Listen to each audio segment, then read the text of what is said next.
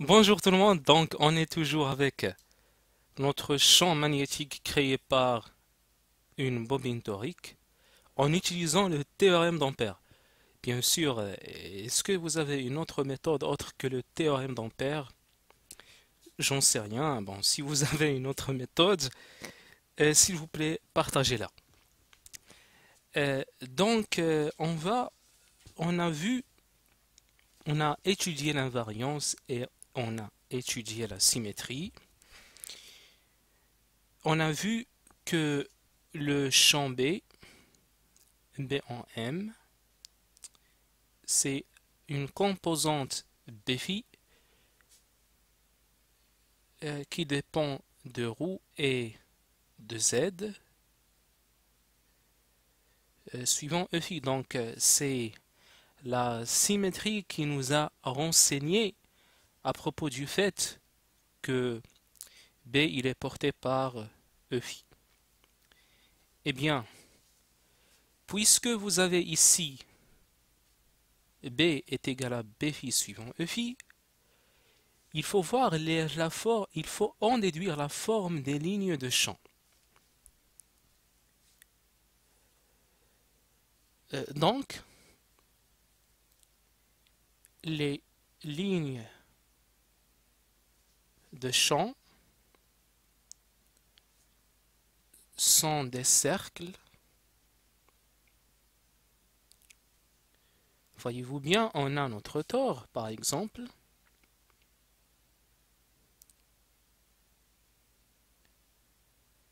Ici, c'est l'origine.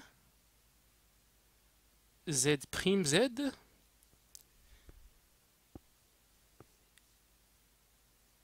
Donc, les lignes de champ doivent être nécessairement des cercles concentrés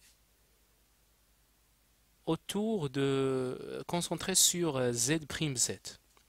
Plutôt centrés sur Z', Z. Donc, on va dire, donc, les lignes de champ sont des cercles centrés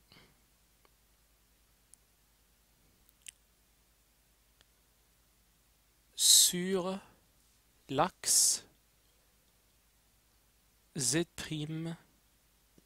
Z. Bien, on va quand même ajouter, sont des cercles de rayons roux, ok? De rayons roux qui sont centrés sur l'axe Z', Z. Bon, c'est très simple, voyez-vous par exemple, ici le point M, puisque B c'est B phi E phi, alors si M il est là, E phi il est comme ça, si M il est là, E phi il est comme ça, donc nécessairement quand on va dessiner tous les M, on va obtenir un cercle.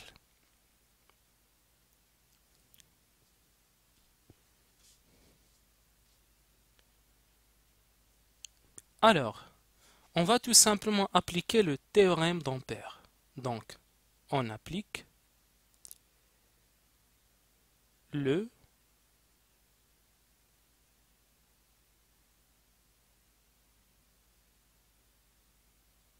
qui dit que la circulation de B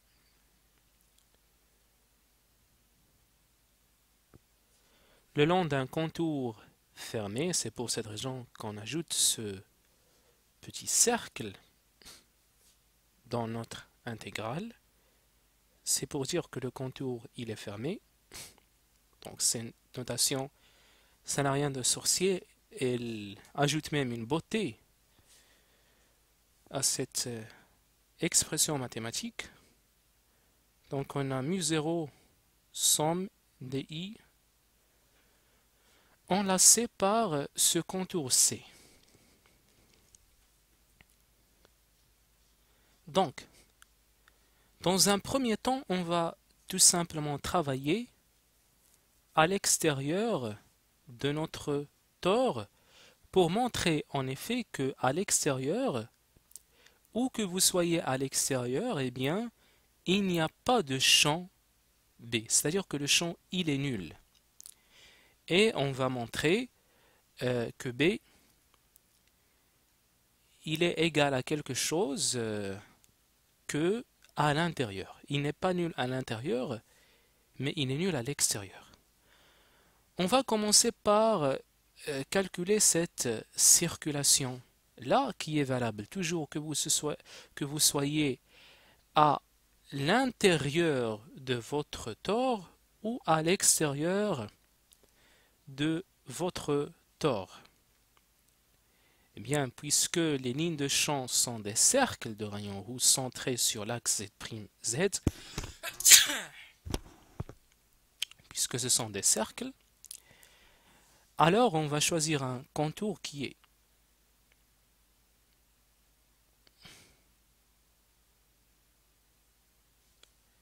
eh bien, cercle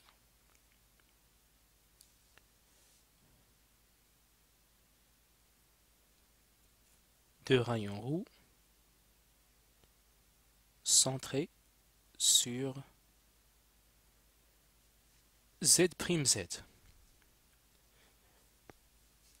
N'oubliez pas que notre configuration, que ce qu'on a ici, c'est un gentil tore qui est là par exemple.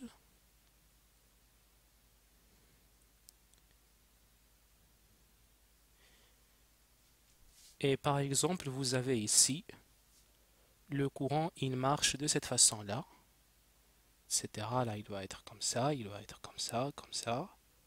OK? En résumé, là, il est entrant et là, il est sortant. Donc, je vais voir, oui, c'est ce qu'on a vu, c'est la configuration qu'on a.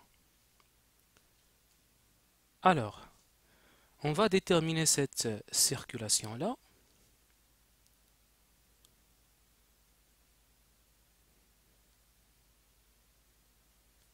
On a le contour qu'on va choisir, il faut absolument l'orienter parce que c'est important. Pourquoi il faut l'orienter? Parce que ça va nous donner, ça va nous renseigner sur le signe qu'il faut donner à cette somme des courants I. On a déjà vu ça. Donc ça, c'est notre contour qu'on va choisir. Bon, par exemple, ça c'est O', si vous voulez, et ça c'est O. C'est pas un problème. Alors, ça,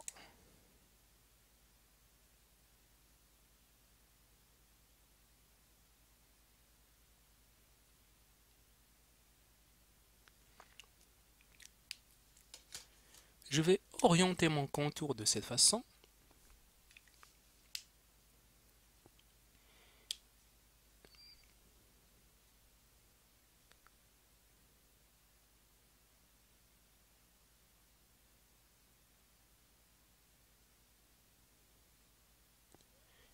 Et on sait que B, c'est B' suivant E'.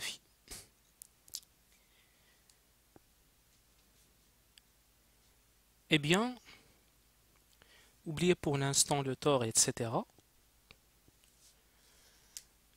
Normalement, ce B', E', ce qui va me déterminer le sens exact, je connais la direction de B, mais le sens, ce qui va me le déterminer, c'est la technique du tire-bouchon ou la main droite ou quelque chose de ce genre, mais le tire-bouchon est vraiment très très simple. Par exemple, si on prend une spire qui est comme ça,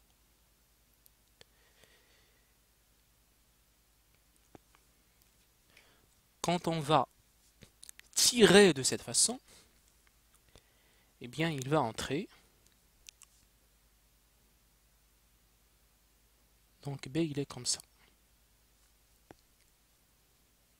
C'est-à-dire que entre nous, on va avoir un B qui est comme ça. Ce sont les lignes de champ, par exemple ici, B il est comme ça. Ici il est comme ça, etc. Donc ici, si je veux représenter le B, je vais le représenter de cette façon. Et ça c'est B phi, E phi. Méfiez-vous que ici, j'ai bien noté la composante B phi qui est une valeur algébrique.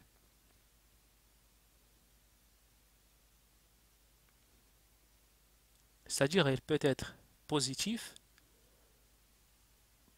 ou négative. Dans ce cas-là, nécessairement, elle est négative parce que E phi, il est dirigé de cette façon.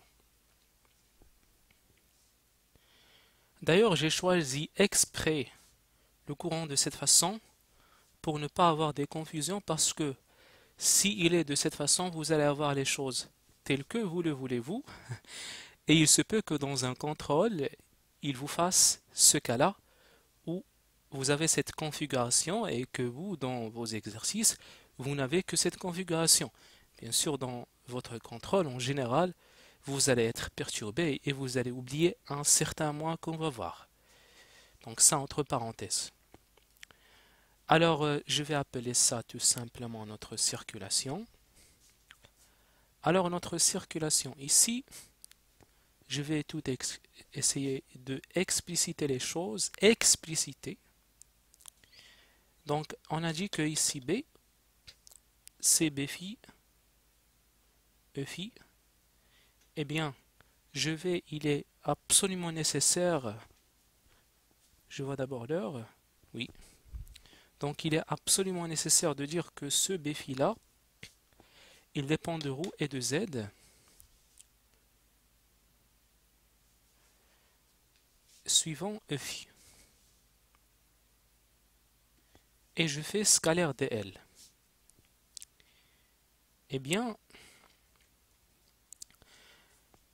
ce dl, dans notre cas là, puisque j'ai choisi le sens de notre contour comme ça, la normale, elle est comme ça en toute simplicité, donc ça c'est notre normale. Et le dl, il sera orienté de cette façon. Bien entendu, parce que le contour, il est comme ça. Bon, dl. Alors, ce dl, il suit E phi, donc dl, c'est ρ, d phi, E phi.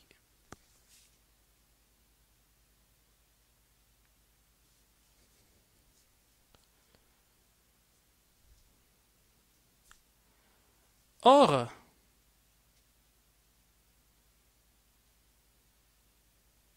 sur le cercle, tout au long de votre cercle, vous restez sur ce cercle. Donc, sur ce cercle, ce z-là, il est constant. Et ρ, il est constant. ρ et z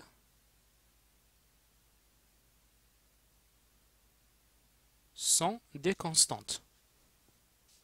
Alors, on peut faire sortir ce b parce qu'à chaque fois on fixe ρ et z.